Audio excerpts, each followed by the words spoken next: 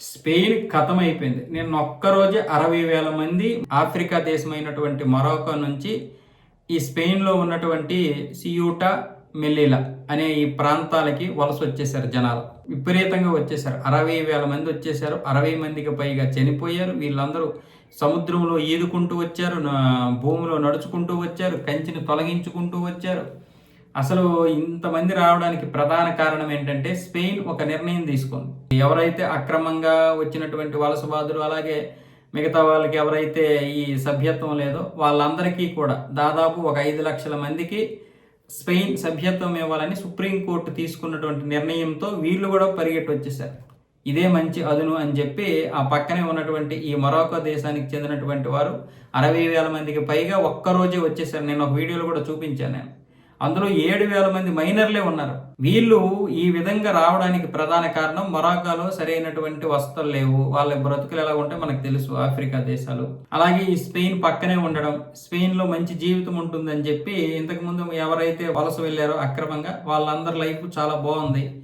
So మన life కూడా బాగుంటుందని చెప్పి వీళ్ళు కూడా అక్కడికి వెళ్ళిపోతున్నారు. దాంతో ఇప్పుడు మిగతా పార్టీలు ప్రతిపక్షాలు అందరూ కూడా దుమ్మెత్తిపోస్తున్నారు. మిమ్మల్ని ఎవడు ఇలాంటి నిర్ణయం తీసుకోమన్నాడు, మనల్ని ఎవడు రక్షిస్తాడు? ఇప్పుడు మొత్తం ఇదంతా మొరాకో దేశంలాగా ఉంది, ఒక ఆఫ్రికా దేశంలాగా ఉంది.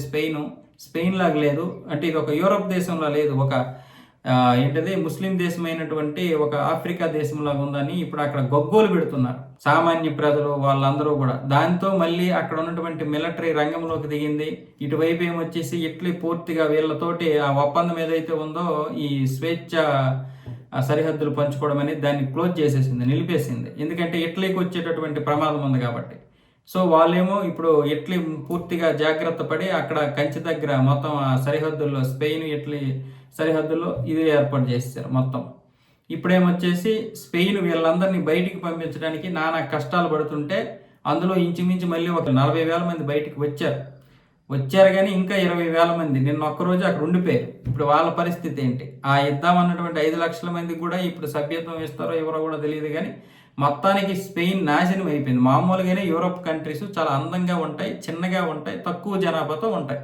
మొత్తం 27 దేశాలు, మొత్తం జనాభా ఎంత? 45 కోట్లు. 27 దేశాలు 45 కోట్లు అంటే వాళ్ళ జనాభా ఎంత నియంత్రణతో ఉంటారో, ఎంత స్వేచ్ఛగా ఉంటారో ఆలోచించుకోండి.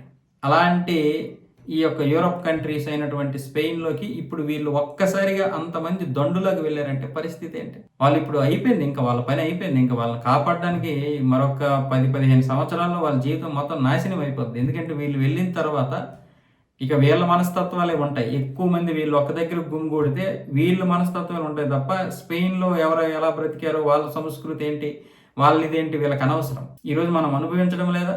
రోహింగ్యాల నుంచి 8 కోట్ల మంది ఈరోజు ఈ దేశంలో ఉన్నారు.